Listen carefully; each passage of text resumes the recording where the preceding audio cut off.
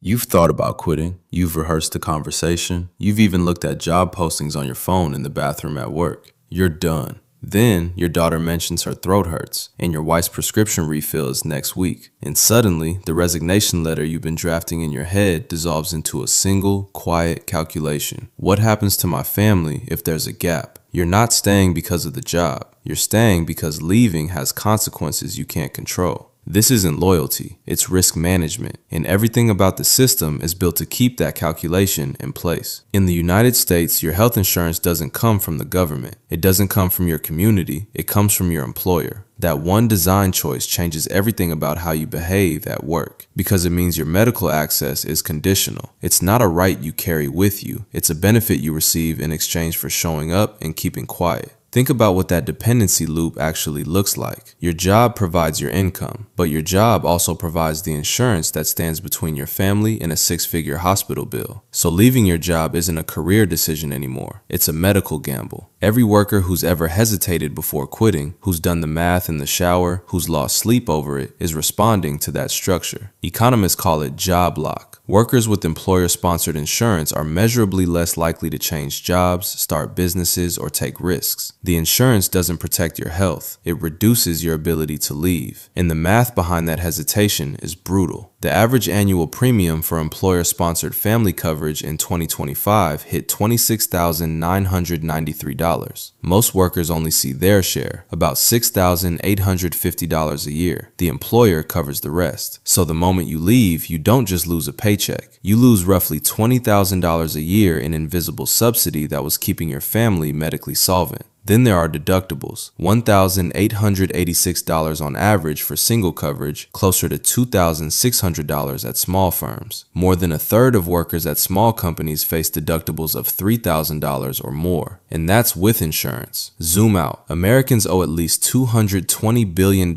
in medical debt. Last year, roughly 31 million adults borrowed a combined $74 billion to pay for healthcare, and most of them were insured. This is not a system where you fall behind because you're irresponsible. This is a system where a single emergency can restructure your financial life even when you've done everything right. So when a worker hesitates to leave a toxic job, they are not being weak. They are performing a cost-benefit analysis where the cost of being wrong is medical bankruptcy, and they know it. Now here's where this stops being a healthcare conversation and becomes a workplace control mechanism. When your medical access depends on your employment, every workplace interaction changes. Not dramatically, quietly. You learn to pause before you speak, not because you're afraid of your manager, but because you're afraid of what happens 3 moves after the confrontation. You picture the write-up, the performance review, the slow push toward the exit, and then you picture your kid's next specialist appointment, and you say nothing. This is the self-censorship loop. It doesn't require a threat. It doesn't require a policy. It runs automatically in the mind of every worker who carries dependence on their plan. You stop raising problems. You absorb disrespect. You watch violations happen and calculate whether reporting them is worth the chain of events it might trigger. You tell yourself you're being strategic, but what you're really doing is what the structure was built to produce: compliance. A worker who might otherwise report unsafe conditions stays silent, because retaliation doesn't just mean losing a job. It means losing coverage for a spouse's chemotherapy. An employee who knows they're underpaid doesn't push hard in negotiation, because the employer can slow walk the process, and every week without an offer is a week closer to a gap. A person who sees something unethical doesn't become a whistleblower, because whistleblowers get pushed out, and pushed out means uninsured.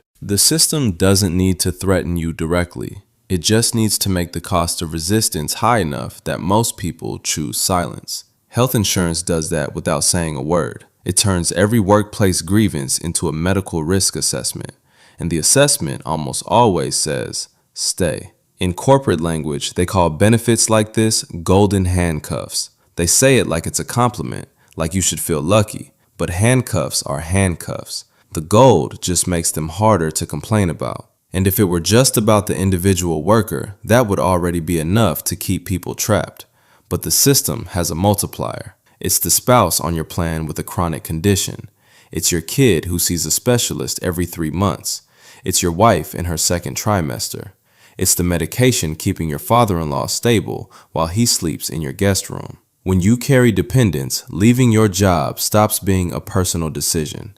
It becomes a threat to people who didn't choose your employer, don't know your manager's name, and have no say in whether you stay or go. The guilt alone is a kind of wall. You don't just fear for yourself, you fear for the people who trusted you to keep the coverage intact. And the worst part is, you can't even explain it to them properly. You can't tell your 8-year-old that the reason you come home angry every night is because her insulin pump is what's keeping you at that desk. So you stay, not because the job is worth it, but because leaving feels irresponsible. That's not career friction. That's emotional captivity dressed up as a benefits package. Now, people will tell you there are escape routes, and technically there are. Cobra lets you continue your employer's plan after you leave, but you pay the full premium, your share plus the employer's share, plus a 2% administrative fee. For a family, that can run $2,000 or more per month. You went from paying $570 a month to over $2,000 overnight with no new income to cover it. That's not a safety net, that's a countdown clock. The ACA marketplace exists. You can enroll through a special enrollment period after losing coverage. But here's what nobody tells you about that transition. Different network, different formulary, different doctors. The pediatrician your kid has seen since birth might not be in network. The medication you've been stable on for 3 years might require a new prior authorization, or might not be covered at all. And you're navigating this while also job hunting, managing a household budget in free fall, explaining to your family why the pharmacy just rejected a prescription, and trying to make decisions about plan tiers and deductibles during the most financially unstable moment of your adult life. This isn't choosing between options. This is cognitive overload disguised as consumer choice. Options exist on paper. Stability exists in staying.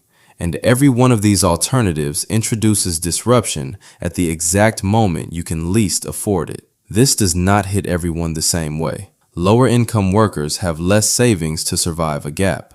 Workers with chronic conditions know exactly what their care costs without coverage, and that number keeps them locked in tighter than any performance bonus ever could. Parents are covering people who depend on them completely.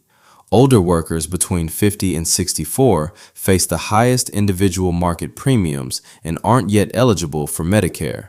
They're in the most expensive decade of their health and the most disposable decade of their career, and they know it. Part-time workers often don't qualify for employer coverage at all.